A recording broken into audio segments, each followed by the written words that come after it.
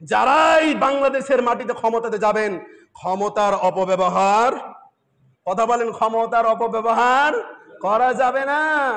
একদিন, 2 দিন, 10 দিন, 1 বছর, 2 বছর, 5 বছর, সর্বোচ্চ 16 বছর। কয় বছর? 16 বছর, সর্বোচ্চ 16 বছর। আমাদের কান্ট্রির সীমা লঙ্ঘন কত বছর? 16 বছর। তারপর পতন হয়ে যাবে।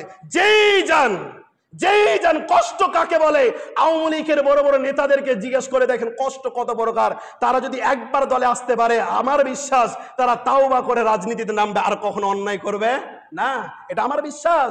তারা যে কি কষ্টে আছে, ছেলে মেয়ে কোথায় পড়ে আছে, তারা যে কোথায় পড়েছে আল্লাহু আলাম, আল্লাহ ভালো জানে। এই জন্য বলছি আল্লাহু লা ইয়াহদিল কওমাজ জালিমিন। জালেমদের অন্তর্ভুক্ত হওয়া যাবে না, জালেম হওয়া যাবে না, অত্যাচারী হওয়া যাবে না, মুশরিক হওয়া যাবে না, কাফের হওয়া যাবে না, ফাসিক হওয়া যাবে না। আল্লাহ বলছেন আল্লাহু লা ইয়াহদিল কওমাল ফাসিকিন, আল্লাহু লা ইয়াহদিল কওমাল জালিমিন, আল্লাহু লা ইয়াহদিল কওমাল কাফিরিন। এই তিনটার ভিতরে একটাও আমাদেরকে হওয়া যাবে না। আমরা হব না ইনশাআল্লাহ। আবারও বলেন ইনশাআল্লাহ। আল্লাহর কাছে দোয়া করি এমন একটা শাসক যেন আমাদের দেশে আছে